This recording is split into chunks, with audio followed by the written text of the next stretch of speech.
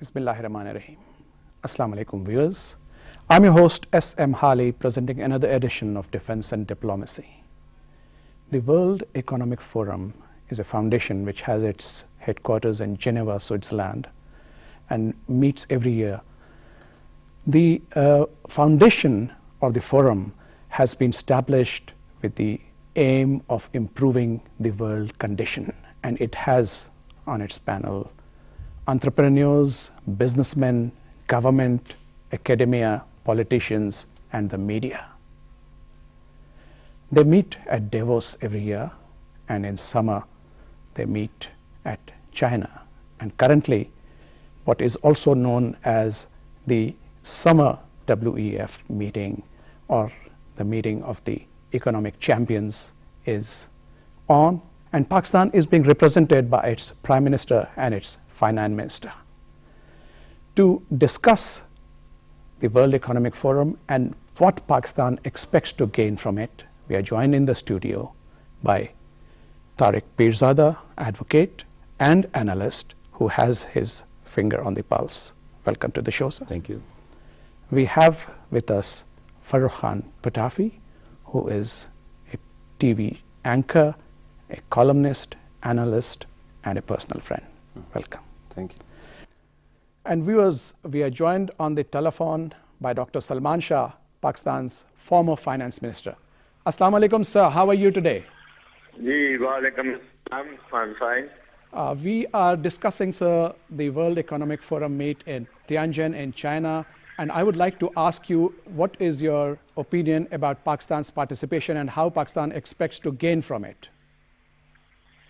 Well, I think these forums are very useful because it provides an opportunity of the top leadership meeting with business leaders, political leaders, and emerging economies and big companies, multinationals. So I think it's very important to tell them what's happening in Pakistan, what are the opportunities in Pakistan, and also Pakistan, you know, is a very large country, which is sixth largest population in the world, and we have one of the youngest population in the world also. So almost 100 million of our citizens are under the age of 25, which means that this is a great potential for economic growth, for investment, for manufacturing, agriculture, tourism. Everything is possible. So this forum is one place where you can tell the world what you are doing and why they should invest in Pakistan. But there are two problems we see, sir. One, internationally, the world is passing through an economic crisis. A number of very, very stout economies have faced a meltdown. The second is the economic situation of Pakistan, where we are facing a war against terror, and in fact, investments and investors have been discredited. Under these circumstances, how do you think our participation in the World Economic Forum is going to aid us? Well, there is an emerging world which is still doing very well, and in spite of the slowdown, you know, even the economic growth in China has slowed down, but it's still very healthy. And the BRICS are doing fairly well. Brazil is doing well. India is doing well. So Pakistan can be a group amongst this group which can do well. We might not be doing very well right now, but it's a temporary phenomena. The basic strengths of Pakistan have been tested time and again, and I think we have a lot of resilience, and we have lots of opportunities. Also, I mean, the terrorism is all over the world, and we can see it happening in lots of different countries. We have to manage it, and in that sense, we have to tell the world that we are managing it, and that we are a very serious country which is interested in development, which is interested in being part of the global economy, and we have to offer lots of things, and we need to export. We are a large economy.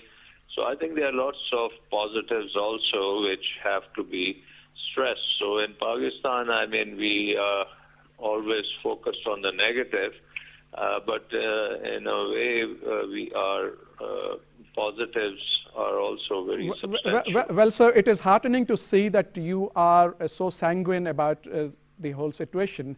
But I would like to draw your attention now to the sidelines in which our Prime Minister has had the opportunity to meet his counterpart in China, as well as a few other heads of state. How useful do you see that, sir? I think these are very important because the Prime Minister in Pakistan has been there for a very short period, and if he can meet the leaders of the world and be able to strike some kind of rapport with them, I think that would be a positive thing. Also, it will help him look at what the rest of the world is doing and what Pakistan needs to do to make the world comfortable with Pakistan's investment environment. And that is a positive thing. So I think that this kind of interaction is, in my opinion, is very, very important. Right, sir. It was very, very useful contribution from your side. I'd like to thank you, Dr. Salman Shah. Hope to invite you in my show in future also. Allah Hafiz. Coming back to you, sir, how do you see the formation of the World Economic Forum and how useful it is for Pakistan? Well, you know, the World Economic Forum, you know, it's an annual, basically, it's, as you said, it's called Summer Davos, which is a branch of the same thing that we have in Switzerland. But this is designed for the development. But this particular meet is not the main show. The main show is always at Davos. That is true. But there is a side show, but this is the main show for Asia. Remember, this is the main economic development conceptualization that is designed for and implementation for Asia. So this is very different. And growth companies actually from this region as well. Number one. Number two, the most important thing that is for Pakistan, that could be a great thing for Pakistan, that is that we are living next to the center of economic gravity in the world. If we cannot find some niche, that is the People's Republic of China, and if we cannot find even a small niche of benefits, of opportunities, of investments through that country and through other countries, and cannot liaise with those 2,000 companies and delegates that are there, and if we cannot build a situation in which our vision cannot convince the other nations to come in despite our problems, that will be a major challenge. And let me quickly say one thing. With this 7 trillion economy, over 7 trillion economy that the Chinese has, and by come 2016, it will be about as big as the US economy, I would like to say that somebody has to sit down in this country and say, yes, terrorism is here, yes, polarization is here, but the country's economic direction has to be straightened and set, and there should not be any confusion in the mind of either any political party or in the mind of any other part of the, the part of those people who continue to become the constituents of Pakistani, society, so ruling society. So they have to just think on those lines. Now remember one thing: we are not the only country that has had problems. Somebody might say it's been 10 years, but that's not the answer. You have to learn from one thing, that the issue of terrorism is not going away. So if we buy the idea that unless terror goes, we cannot do anything, that will put us in a bad morass. Interesting. That is true. And actually, to tell you the truth, the message of the Prime Minister of Pakistan in China was the same. He said that, look, we have problems, we have a lot of challenges, but we are building an economy which can be sustained, which will improve. And it is through integration that we can really bring the full potential out. And I think that was a very good message, very coherent message. Having said that, yes, there are huge problems in our economy that we have to tackle. First of all, we somehow are not integrated into the regional trade. Pirzada Sahab actually mentioned China, but there is another power sitting next to us that we have fought wars with, that is India. And every country, including India and China, the two countries who have fought war, they are integrating, they have better trade among themselves. Why can't we have that kind of a capacity? Then we have economic problems like macroeconomic stabilization challenges. We have not been able to reduce our deficit. That also has to be taken into cognizance. Finally, a big challenge that we have is of infrastructure. What we saw in Karachi yesterday, day before yesterday, what we have seen in a lot of other places is a humongous challenge that we have to actually counter, and I'm sure one day we will be able to. But as far as terrorism is concerned, Prime Minister once again said that Pakistan is for regional peace, Pakistan is for international stabilization and peace, and I think that is a very important message that went from our side. Now we have to see whether we have been able to capitalize on such opportunities to the optimum.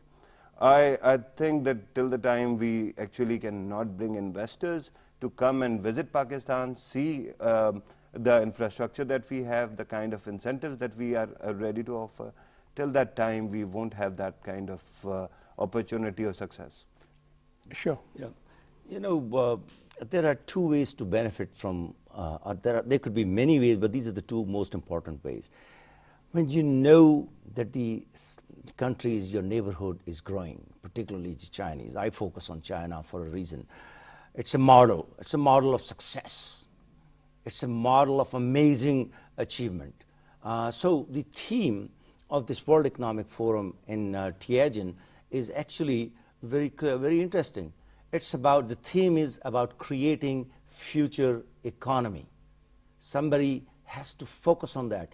They have defined this thing with reference to three other elements. Number one, that the society must be connected with science. That is very important because that has proven to be a catalyst for change all over the world. It's going to bring about the same change here once we follow this idea. Number two, national innovation. We have to design national innovation strategies. This is important. If innovation is sidelined, Pakistan cannot grow. That means massive allocations to research and higher education, and of course the lower education cannot be ignored. Yeah. Number three, the issue is that when we go to a forum like that, you know, somebody has to ask, do we go prepared? Do we go prepared with clear mind, with proposals for those thousands of companies that are there? Can we sit down with them and convince them on the whole range of opportunities in Pakistan? Although we cannot fool the world that we do have problems, we can tell them upfront without mincing the words, we do have problems, but you can help us lessen the terror. You can help us change the plight of the world, that is the sixth largest majority in the world, by simply coming in, take a chance, we'll protect you, enforce the law, convince those people, and number two, once we have participated in a forum like that, do we follow through on that? That's very important. So I am not clear what preparations were made or what will be the follow-up. No, I'm sure with the presence of our finance minister and... Not only finance minister, our entire foreign office actually keeps on working on it. It is an annual event. We prepare a lot and we go there with a message. We go with preparation. The only problem is that till the time you actually don't resolve the problems at your homeland, in your homeland, till that time you won't be able to sell a lot of ideas. I agree with Pirzada Sahab that we have to focus on innovation, but the deficits that I was mentioning count lack of innovation among one of those deficits. we have to focus on that as well. But I stress again that we have to develop infrastructure. India has problems of infrastructure. Despite that, they are actually working on innovation and economy, and they have been quite successful. India also has problem of terrorism. Despite that, they have also been able to manage the economic growth and progress in the country. Till the time you actually don't harness the capacity of science and technology or R&D, research and development, till that time you won't be able to do much. Recently we had a big scam in this country of water kit. You have to realize that when it comes to innovation, it is not only education. We have to talk about the benchmark procedures that are there. Do we have a patent office? Do we have the procedures to get a lot patents? Anybody with a claim of inventing a water kit can come on television and claim and create a lot of doubts and problems.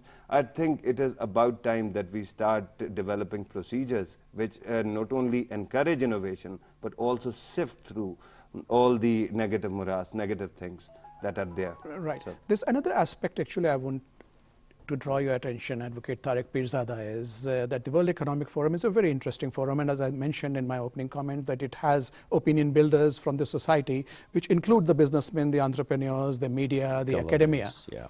But there has also been a lot of criticism, not on this sideline, this sideshow in Tianjin, but in Davos every year there have been demonstrations, and the main grouse of the people is that the globalization and the capitalism is actually having a retrograde action as well as hurting environment. How do you look at that, sir? Let me put it this way. The very reason, they may have had many reasons about it, but the one reason that the Chinese government and the Davos administration that created this gathering of new champions gathering, and which is now, it has become a forum which holds its meetings, as you said, in Tianjin, and they have been holding it, by the way, for the last 6 years. So what I'm trying to say is this: yes, capitalism is losing big time ground in the West, but they have, by extending themselves to Asia and recognizing the growth potential of Asia and recognizing the rising power of China and the other tigers and other countries in Asia, they have recognized that other systems are contributing about as much as their systems have contributed in the past. I'm using the past tense for one reason. Look, it's the 8th straight year of economic decline in the United States. It's like half a dozen countries in European Union, they're faced with very terrible situation. So on the other side, while the West is not doing so great, of course I'm excluding Germany and a couple other countries, here in Asia, there is hardly, other than Pakistan, every country from China to Vietnam is showing progress, showing growth, investing money in research. They are clear, their vision is clear about the future. There is no ambiguity in the execution of their policies. Pakistan's challenge remains strong economic leadership. I use the phrase strong economic leadership. I can care less what the politicians do, otherwise they can go about doing many things.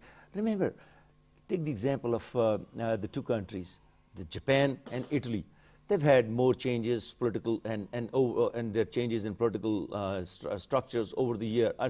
I mean, in terms of elections, the governments have been falling apart. New governments have been taking over within 12 months, 8 months, year and a half. But their economic steadiness, steadfastness, that has never been affected. The people have followed the very strategy of one sustained economic growth direction. It has to be followed in Pakistan. You cannot say that this is our government, right, and we cannot do it because others are blocking it. Sorry to cut you, but coming back to this will be your final comment, really. Okay, right. I just had to add to the regarding the answer to your question on criticism of WEF and also capitalism. We have to ask ourselves, do we have a choice? Do we have an alternative to capitalism? I think not. I know it is a harsh mistress. It creates a lot of problems as well. It might be under a lot of duress these days, but it is the only economic system that right now we have. And that is the only economic system that is not like socialism. Socialism is more like an apple. If rotten, you have to throw away the entire thing. It is more like an onion that has peels over peels. If one peel is bad, you peel it off and you eat the rest. At this moment, I think we have to stick to what has been already been invented. We have to try to improve upon it. Capitalism in its current shape is doing great for China and India. But talking about capitalism, you see there are people, I mean, let's talk about the detractors. Like, for example, singers like Bono have personified what are the comments of the detractors. That is his famous song, Fat Cats in the Snow, in which he talks about all these businessmen who gather for a good meeting, but nothing comes out. This idea of fat cats actually is inimical to the spirit of capitalism. Actually, when capitalism's founder or leader, one of the leaders actually, Adam Smith, if you follow him, if you study him, he talks... Wealth of Nations. A Wealth of Nations. He speaks of an invisible hand that will work against monopolies, that will work against the very fat cats. The important thing is one model of capitalism might be failing because it is becoming more and more like mercantilism. But that doesn't mean capitalism is failing, sir. It is, transforming itself, and it is actually changing center of power.